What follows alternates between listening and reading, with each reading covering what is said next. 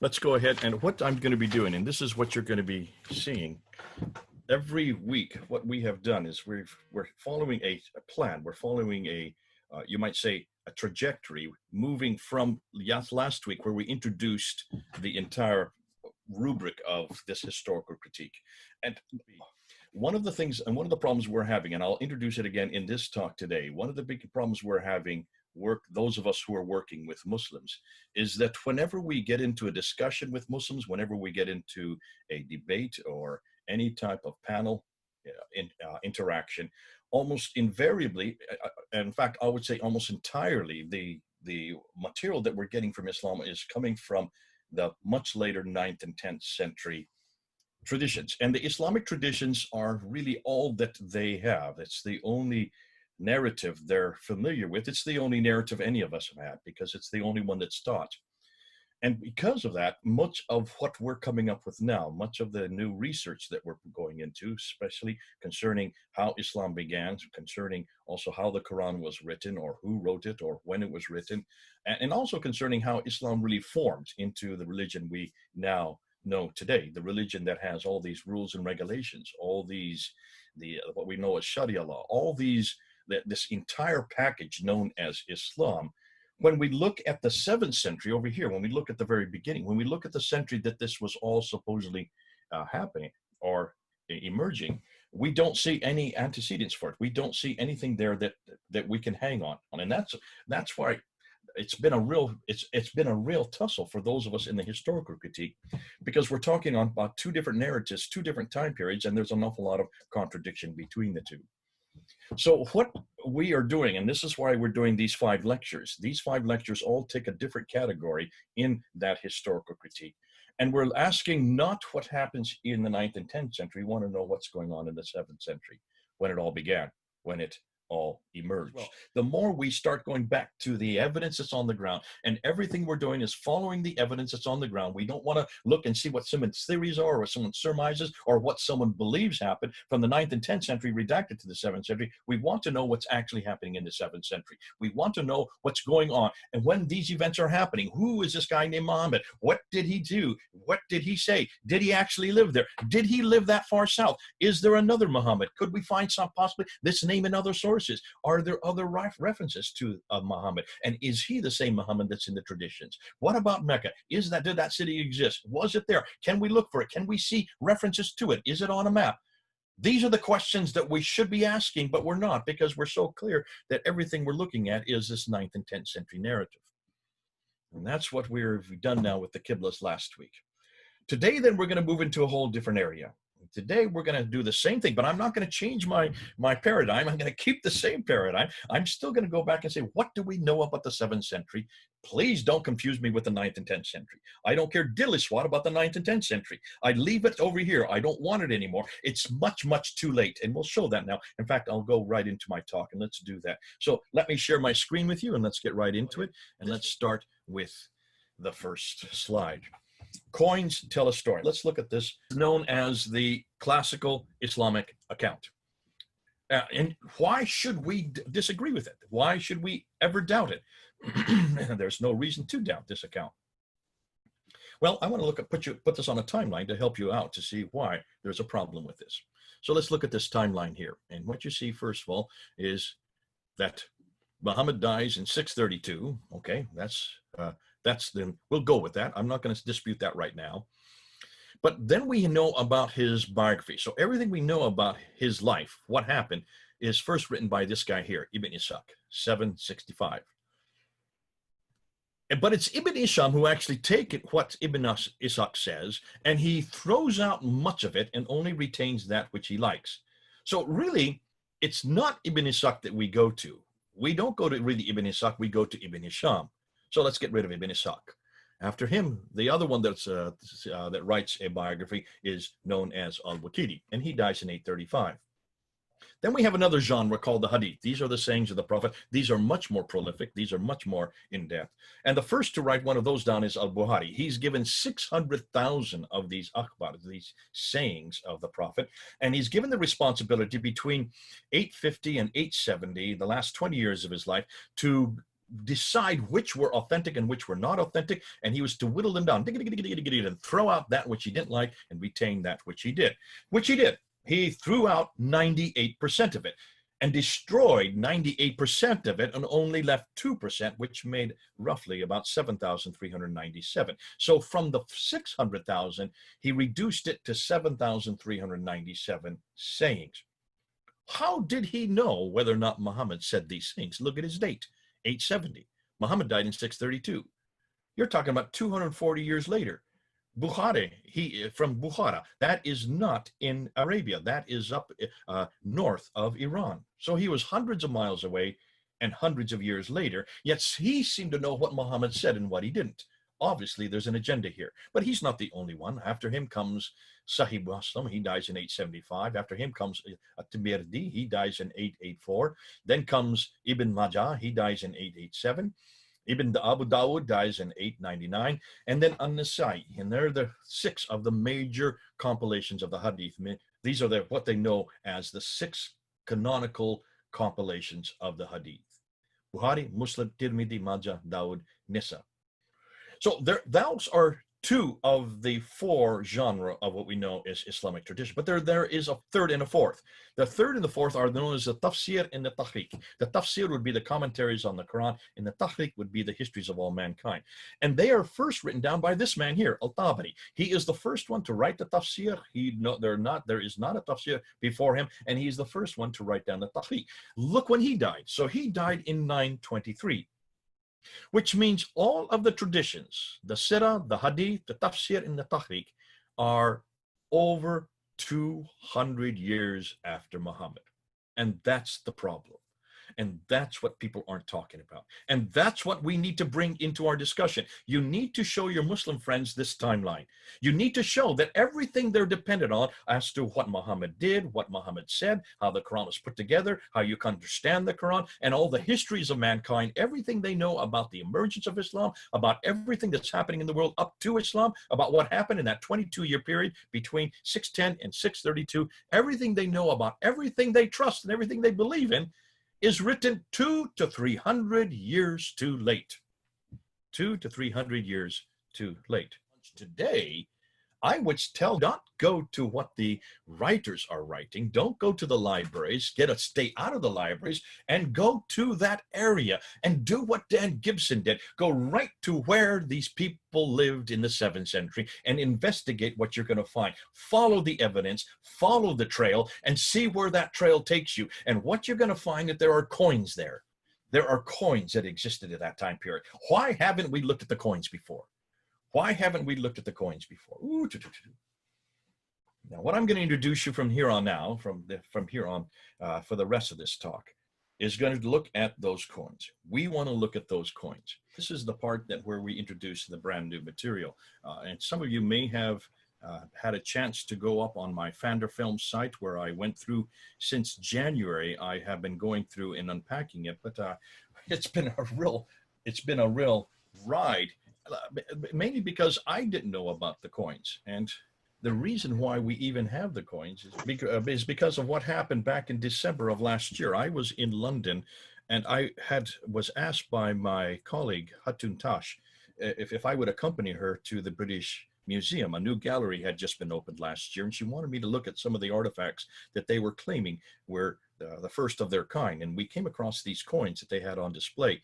And one of the coins I looked at, and I saw that it was attributed to Muawiyah, and I looked at it and said, that's not Muawiyah. Muawiyah comes to power in 661, and here on the coin it had the Shahada, La ilaha illallah Muhammadur Rasulullah, which is there is only one God but God, and Muhammad is his prophet. And I said, there's no way that Shahada could be that early. 60, that's almost 30 years too early.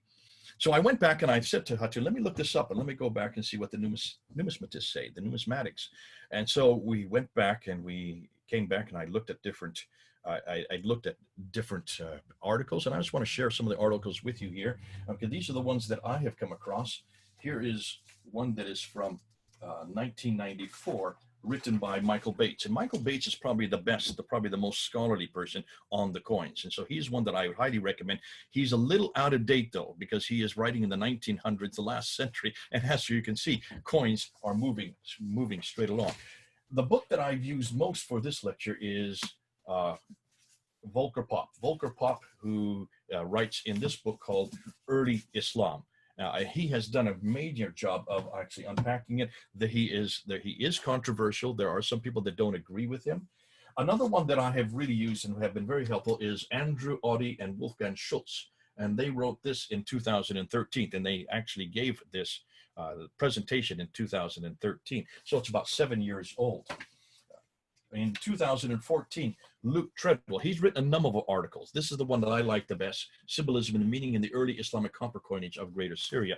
He has been coming out with some great material. But the two that I use more than any other are these two. And these two I just came across in January. This is Mike Markowitz, who wrote this in 2014, so it's 6 years old. And that's informative, because you might say, so it's only 6 years old. The problem is this material is coming so fast and furious that it's again revised and revised almost on a 6-month basis. This article by Clive Foss, Coins of the Two Realms, written in June of 2015 in the Aramco magazine, is a good overview of what we're going to talk about, and a good overview of some of the problems and the dilemmas. And then I got this just yesterday. Now, this one is 60 pages long, written by Tony Goodwin in 2016. And I just said, oh dear, have I gotten this before I put my lecture together, suggesting that I'm going to have to even revise what I'm going to be sharing with you today. But that's good. This is one of the exciting things about historical criticism and about looking at Islam in the 7th century. We're always going to be updating our material. We have to keep updating our material, because if we don't, then we're going to fall behind. And in some ways, this will be the next chapter, because what he is coming up with and what I'm just reading, and I just started reading this as I was preparing my lecture for today. And as I got this yesterday, it was just thrown onto my, someone sent it to me, and I said, oh, if only I'd have had this back last week, or if I had this 2 months ago, we could have really run with it. So as I started reading through all these articles in January and February, I decided, my goodness, people need to hear this. So I started putting up their findings. But what I notice is this: in almost every case, every one of these experts, these are numismatists. The whole study of coins is numismatics. And so these numismatists were doing what all of us have been doing, and that's what we call the Islamic dance. So they're running this, they're trying to look at their information, they're trying to look at all these coins, and they're trying to impose their understanding of these coins using the traditions. They're trying to let the traditions dictate how they're to read what was on the faces of these coins, the face and the back. So let me bring up the PowerPoint again and show you the dilemma that we're up against, or that these numismatists are up against. And let's now look at the coins. So let's go ahead and introduce these coins and why they are so important. So before we actually get into it, let's look at their background. What do we know about coins? Well, we know that coins were only introduced around 600 BC by the Lydians. So what did they use before that? Well, they used usually they used weighted measure. They would use weights of gold or silver. They would sometimes just barter with objects back and forth. But coins were not really introduced until much, much later, 600 BC. So that's why we can go back and we can trace the dates on many of these, because of the fact we know when they first appeared. And they weren't just used for commerce. And this is something that most people don't realize. Coins were used by rulers of different countries or different places to show and create their identity. They didn't have TV or internet or newspapers or radio today. They didn't have that way to introduce who they were, but they did have coins. Coins were used by everybody, and everybody would be touching the coins, and they would be looking at the coins. And as they looked at the coins, they would then see who the ruler was on that coins. And that's why whenever a ruler came to power, the first thing they would do was mint new coins. Then they would have to use these mints that were already in existence. And they would then put their name or their image on that coin. That was the best way to introduce themselves to those who they ruled. So they bore images of themselves. They also would then put what religion they belong to. That's very helpful for us in this discussion, because we want to know what religions really existed at this time, certainly with these rulers. And then they also put dates, and oftentimes they would start the dates with themselves, or they would start the date with the empire that they were a part of. Now, that's why we then can see where when these coins were minted, and then follow the trajectory of their minting. They also refer to where and when they were minted. And that to me is important, putting us not only to follow the chronology, but also places of origin, because you're going to be surprised by what we're finding concerning where these mints were. Now, I just went through all the people. So here you can see, I've got it on your picture. You have Michael Bates. He's probably the kind that known as the grandfather of the numismatists, the whole numismatic enterprise. Numismatics is the study of coin. And so then you have Volker Popp, and his book is probably the best one that I have found that actually puts it from an Islamic standpoint. And he tries to look at the coins on their own. So he looks at what the coins say, and then he says, so what does that tell us about the 7th century? And because of that, he's very controversial, because he's doing what the others won't do. Because your Michael Bates or the Andrew Audis or the Wolfgang Schultzes, the Luke Treadwells, the Michael Markowitz and the Clive Rosses, also the Tony Goodwoods, all of these individuals, they cannot get away from the Islamic tradition. They cannot get away from that narrative. They don't want to get away from that narrative. They feel safe in that narrative. And that's why they're having a difficult time, because what they're reading on the coins does not jive with what the narratives say. And that's their dilemma. And Volker Popp is one of the first to actually do what every historian should do, what Gibson did vis-a-vis what King did, and also what Volker Popp is doing vis-a-vis what everybody else is doing. They're going back to the 7th century. And they said, let's forget about the traditions, let's forget about that history, and let's see what the coins tell us concerning what's happening in the 7th century. So these are great numismatists, but they are not necessarily great historians, is what I'm finding. They look at the coins and describe them correctly. Yes, they do describe them, and that's why they're a great help, because they know the languages, they understand certainly the images that are on them, the little pictures that are on them.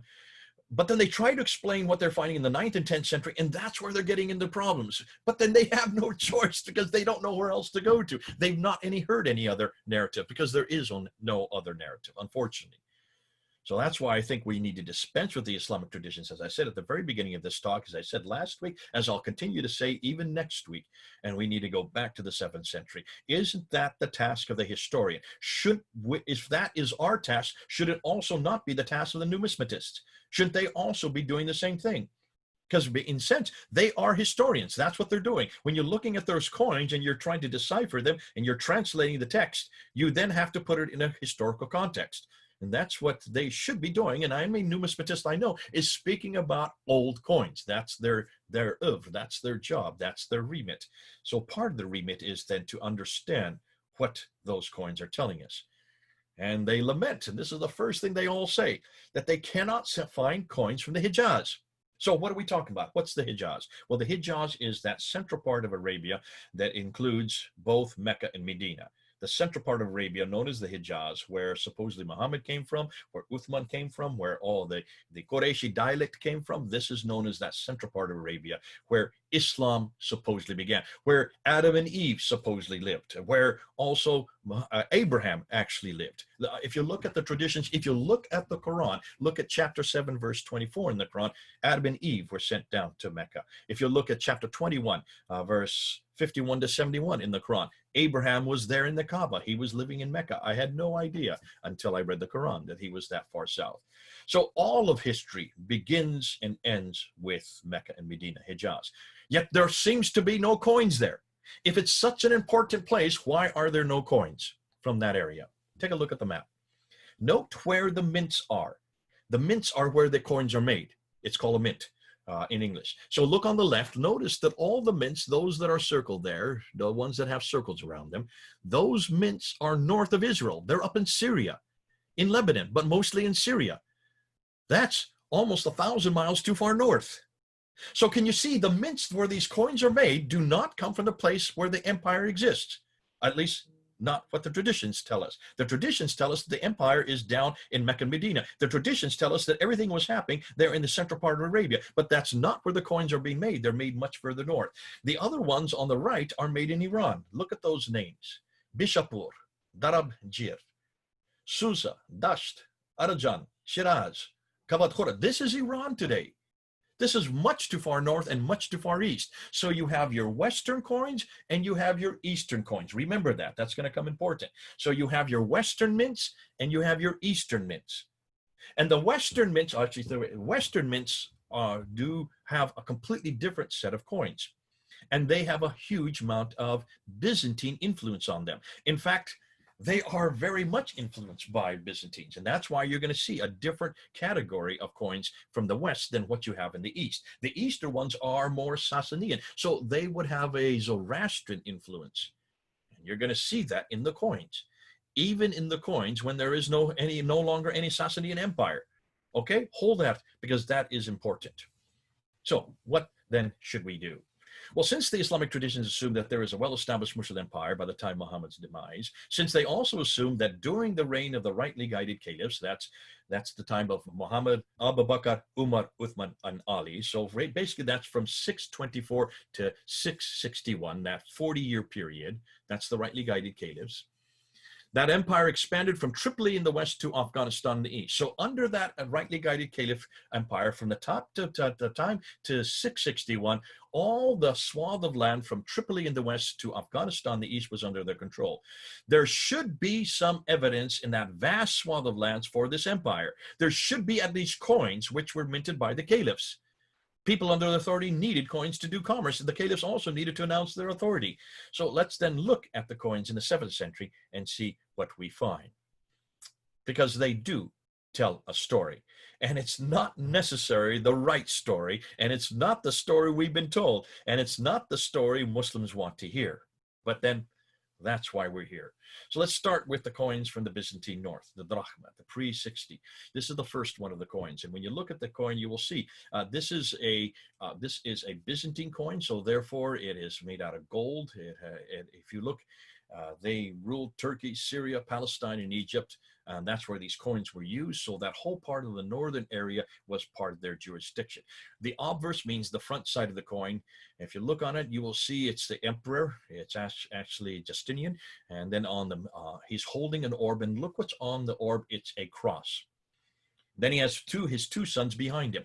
They are also holding crosses. The reverse side, you see the Byzantine cross on a pedestal. That's the Byzantine cross. So it's obvious that this is a Christian coin. This is it has a Christian identity. That's the precursor. That's the beginning of the coins. And here's the question that comes out.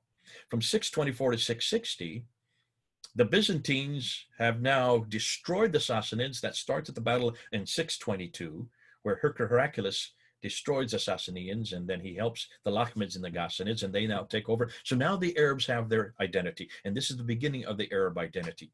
Now, according to the Islamic traditions, we don't even hardly hear about that battle.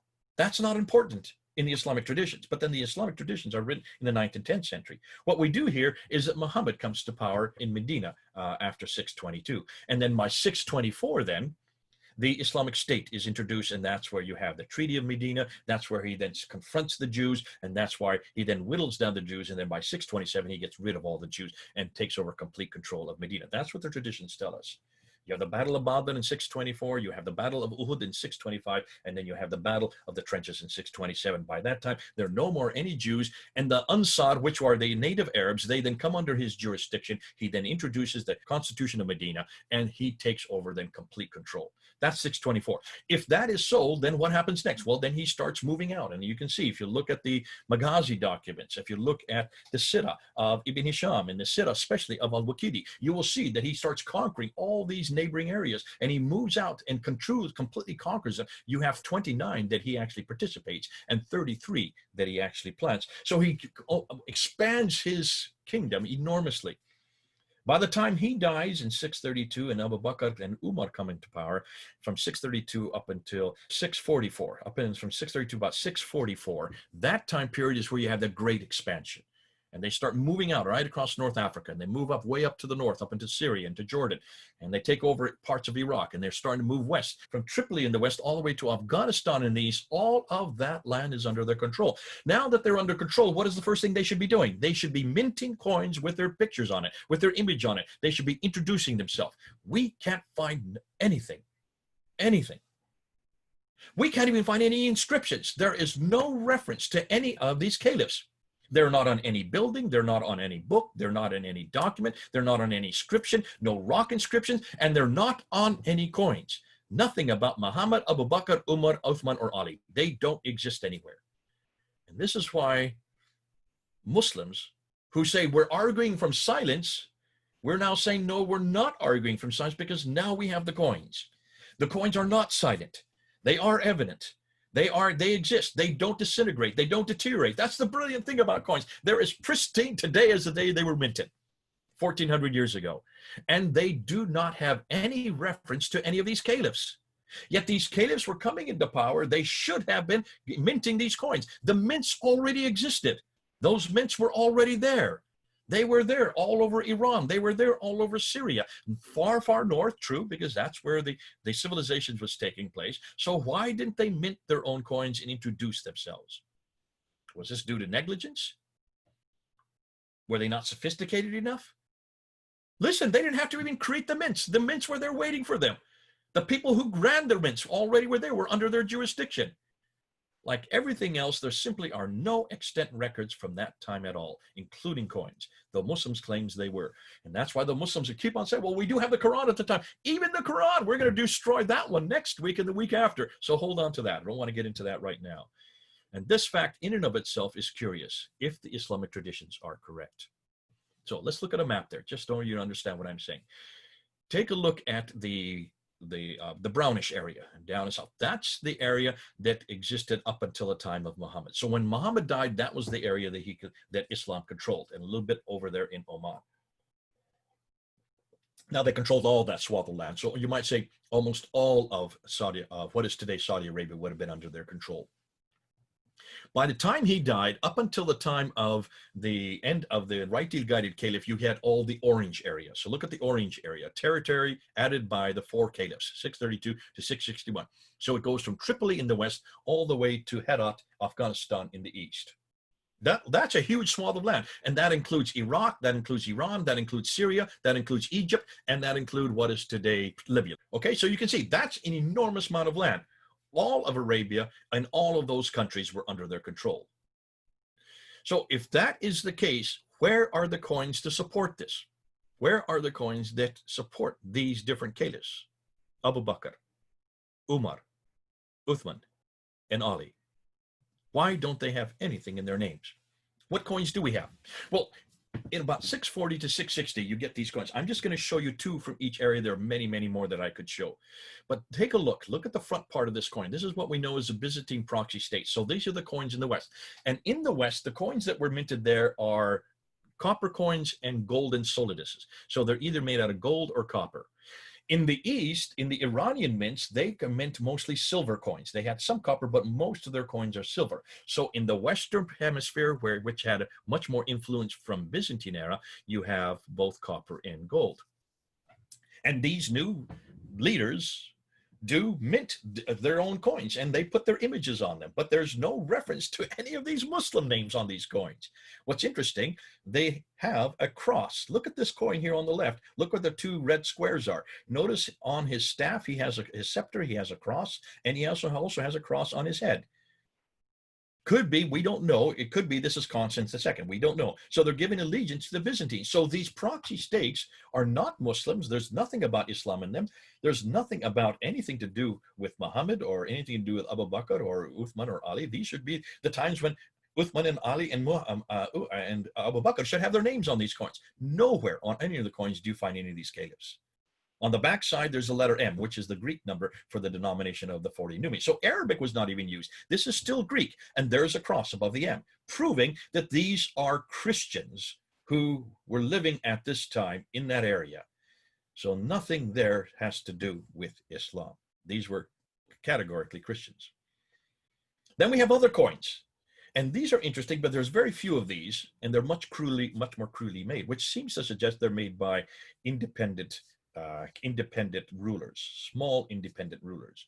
On the front side, the obverse, here is the same coin as in the previous slide, but the crosses have possibly been removed from above the head and from the scepter. On the back side, the cross is also removed, and above the Greek number M, or maybe it's just damaged, we just can't see it because it looks like it's been cut off there. But what possibly this could suggest is that there is a movement now away from Byzantine Christianity here in the West and towards a new Arab identity, which makes sense, as we're going to find Mel and Murad, what they're finding now in Iraq and what they're finding in Jordan, what Gibson is finding in Jordan. What we're now finding is there was an Arab identity that was introduced in 622 when Heraclius destroyed the Sassanians. and gave them pretty much their own hegemony, gave them their own autonomy. Once that Arab identity comes to the fore, it would stand to reason that they would try to get away from underneath or any influence from Byzantine Christianity in the north. What is interesting is there's nothing Islamic in any of these coins. You notice that there's no reference to anybody called Muhammad or the Caliph Abu Bakr or Uthman or Ali from 640 to 660. And then you get the Umayyad, and here's where the coins really become a lot more sophisticated. And it's Muawiyah that really introduces the best coins. And here are the gold solidus. Here's a gold solidus of his. It is introduced in 661, but it continues to be introduced up until 680. So Muhammad dies in 632. Now we're talking about for 50 years now. This is actually for the last 20 of those 50 years. You can see on the front side, it's a gold coin, it's a solidus, with a picture of the Byzantine Emperor Heraclius. So here is Muawiyah in the West giving allegiance to Heraclius. Why in the world would he give allegiance to Heraclius and his son if he is now a Muslim and he has nothing to do with Christianity? Notice that? On the back side, you have a Latin inscription in the Byzantine cross. Why would it be Latin? Why is it not in Arabic? Minus the cross piece at the top. Thus, the coin was boycotted by Christians because the majority of his people that were under his power were Christians, proving that this was still very much a Christian environment, not an Islamic environment, which completely confronts what the traditions are telling us. So why would Muawiyah show a Christian emperor and his son and not himself on his coin? And notice the coin is still not Islamic. Now, because of that boycotting by the Christians, he then minted this coin. And here's a copper one. This is a copper, so it's a much lesser. And there's the 40 Numi on the reverse side. On the front side, Muawiyah went back to a picture of a faceless emperor this time with a cross above his head, showing that either he is a Christian or he's giving allegiance to Christianity because of the power of the Byzantines in the north. Either way, he is not a Muslim. There's nothing Islamic about this coin. Nothing. Why does Muhammad need to show him placate the Christians if the Arabs now control Damascus? Remember, they're way up in Damascus now. The Byzantines are they're up in Turkey, and he's there in Damascus. That's where his political power is. That's where his seat is. That's where he's now basically in control. And why is it he doesn't have anything Islamic on his coin? Up all the way till 680, nothing Islamic. Over in the east, meanwhile, you have these Sasanian coins starting to appear. This is coming out of Iran in 661, again, under Muawiyah. And here you have an Arab Sasanian anonymous bus on the margin. It reads, Ilah, or unto Allah. Now remember, be careful. This doesn't mean it's Islamic, because everybody used that word Ilaha.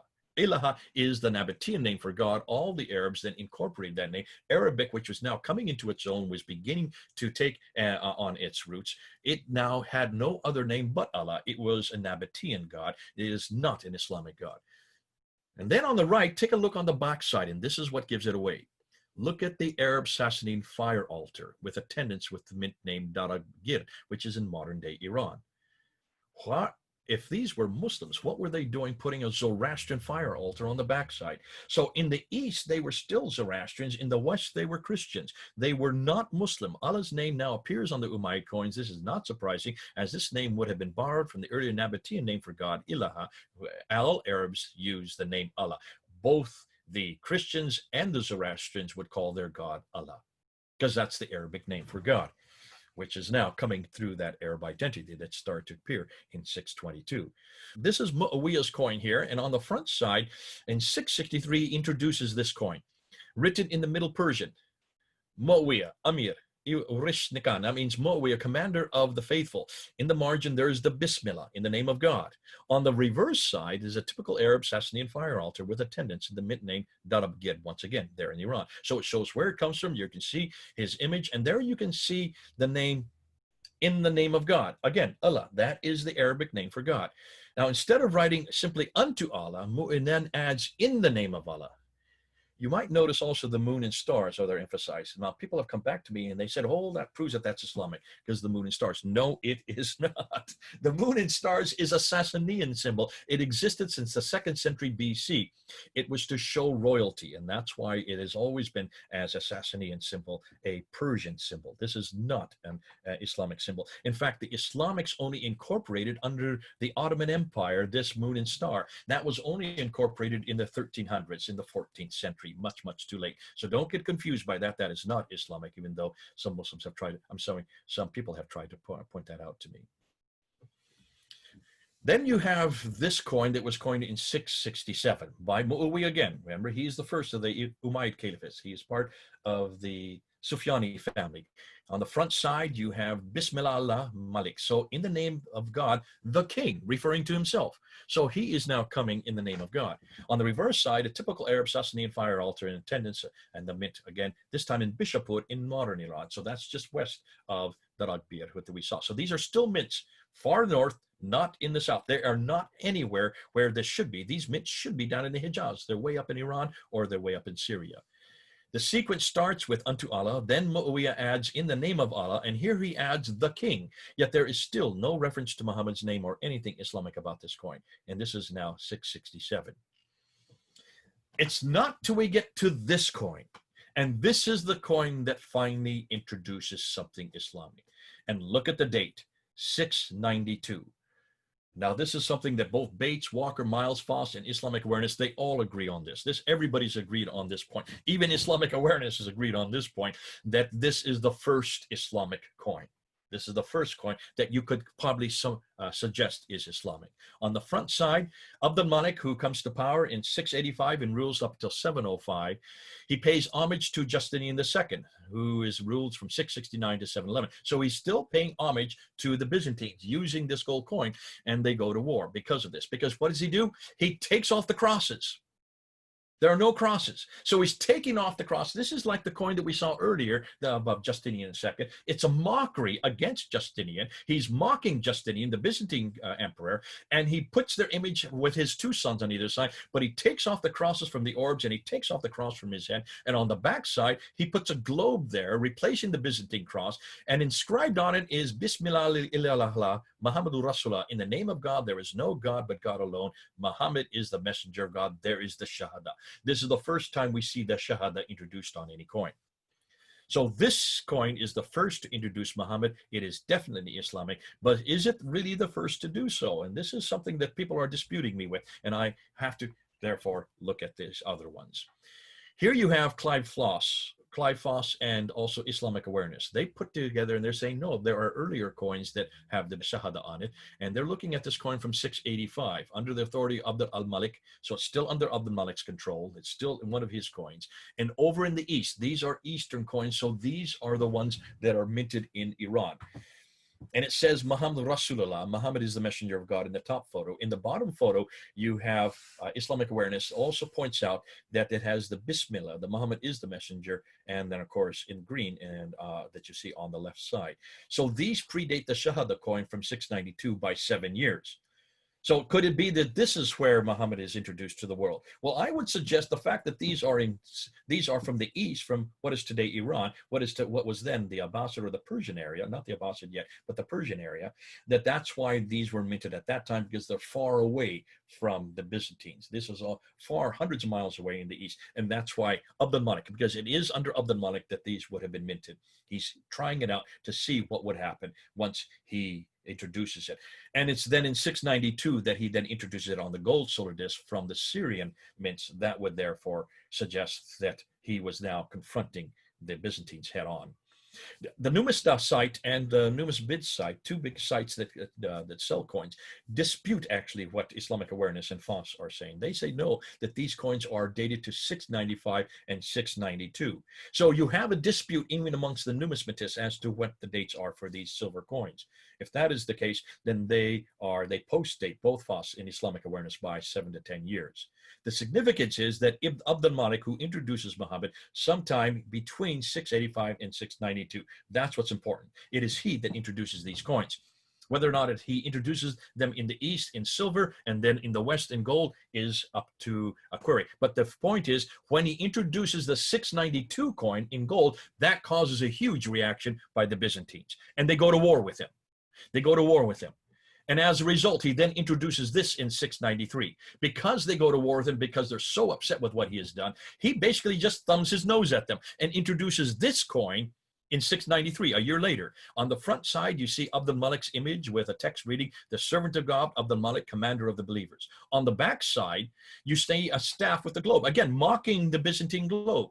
And inscribed around it says, "La ilaha illallah Muhammadur Rasulullah," there is no God but God alone. Muhammad is his messenger. So therefore, he now introduces both a gold coin and a copper coin. Those two were introduced in 693, and they continue to be introduced up until 696. So whose image is there on the front?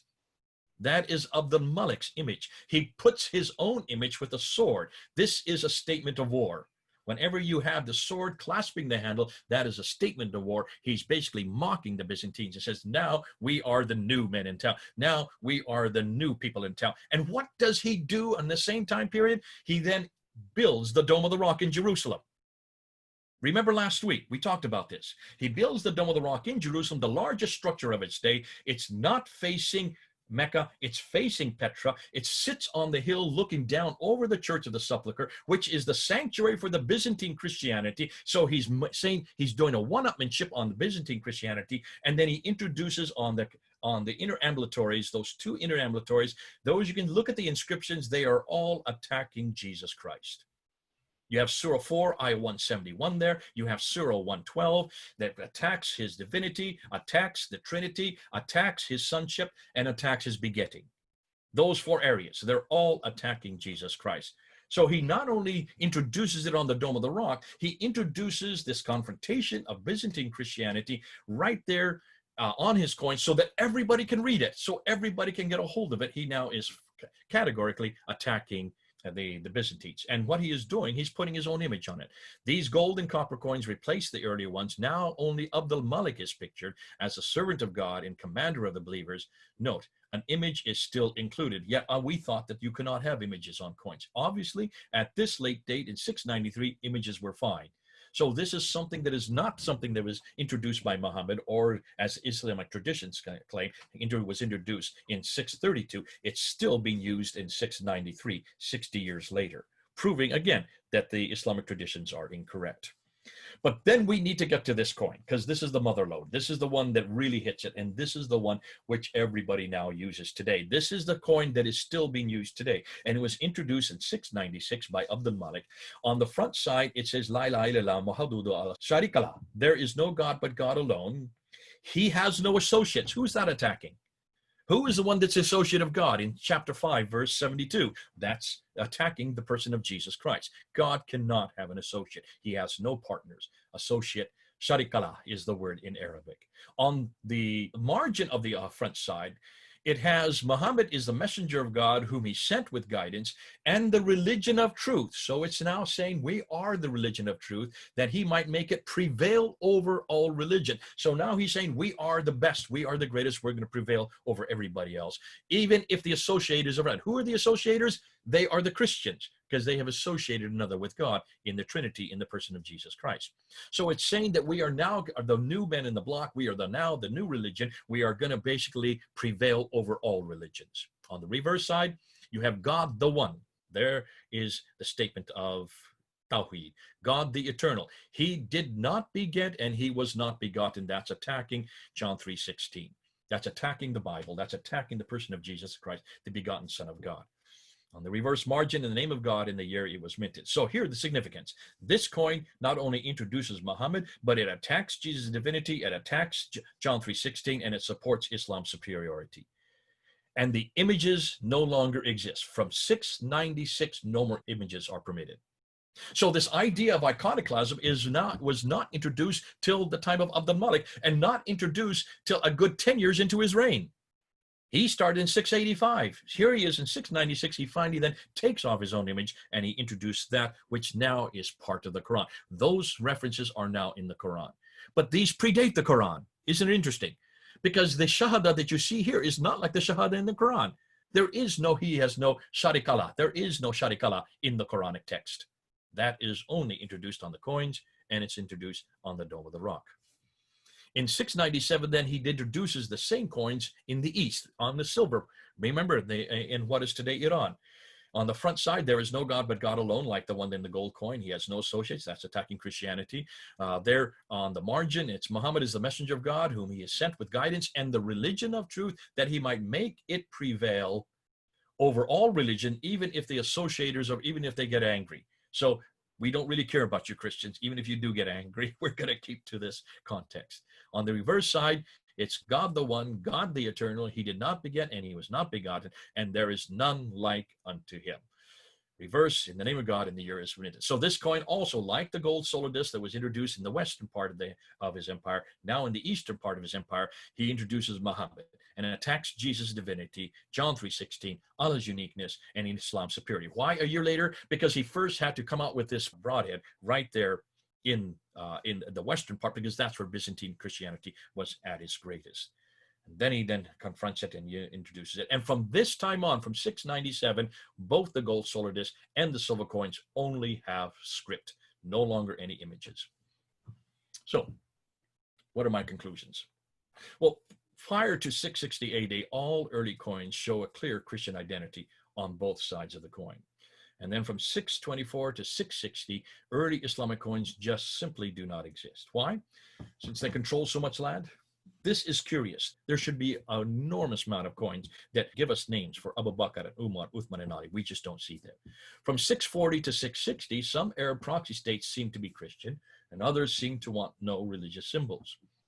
And then from 661 to 680, Mu'awiyah retains his Christian symbols up to 680, and then he adds Allah's name, but not Muhammad's, curiously.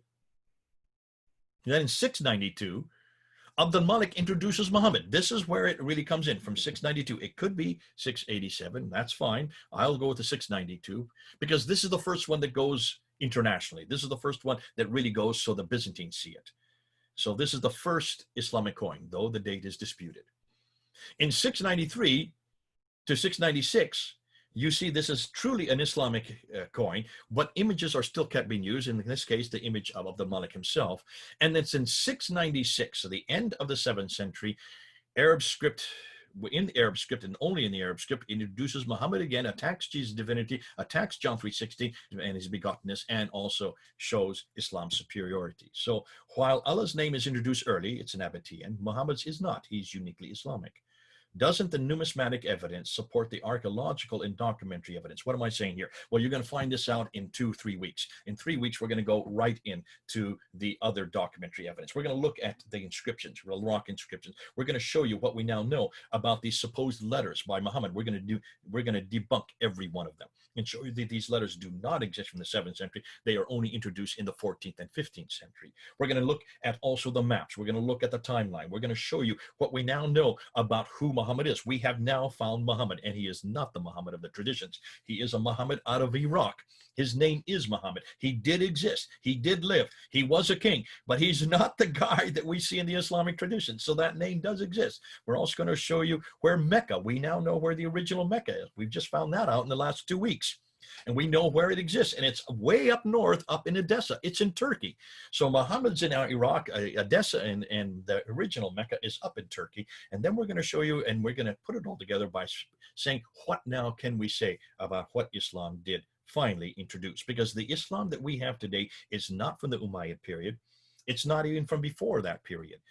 It doesn't really get introduced till after 749. Islam that we know today gets introduced after 749. And that's why when you look at a timeline, they are all so late. Nothing comes into existence as far as his biography until the 9th century, till 833, as far as his sayings until 870, as far as the interpretation of the Quran, and also concerning the history of mankind until the 10th century. And as we're going to see next week, the Qurans that we have in our hand today are not even from the 7th century. The Qurans we have in our hand today, the Qira'at in the Ahruf, only begin to appear in 736. That's 100 years after Muhammad. And they are not the Qurans that we have today. They are many different Qurans, but that's for next week. That's for another lecture. Thus, these 7th century coins confront the traditional 9th to 10th century Islamic narrative on every point. We've got the wrong people at the wrong place doing the wrong thing at the wrong time. It looks like we've got the wrong man who should be there all over these coins. So should the caliphs be all over their coins. They're nowhere to be found. Fascinating stuff. Now we cannot say that we are arguing from science, folk. Can you notice? We're not arguing from science. This has nothing to do with science. We now have the coins in our hands, and these coins cannot be disputed. They are pristine. They are certainly the same coins that were minted. We still have them today, which makes my job an awful lot easier, and it makes your job an awful lot easier, because all you need to do is start with the coins. We're going to show you next week, then you go to the Kiddush. We're going to show you the week after that, then you go to the manuscripts, and then we're going to show you the week after that, then you go to all the inscriptions and all the other material that's now coming to play, some of it even coming in the last few weeks. By another 3 weeks, we'll even have more material to be able to introduce. Okay, I've done enough talking. It's now over to you. Let's go ahead and find out what your questions are, and let's see if we can answer them as best we can.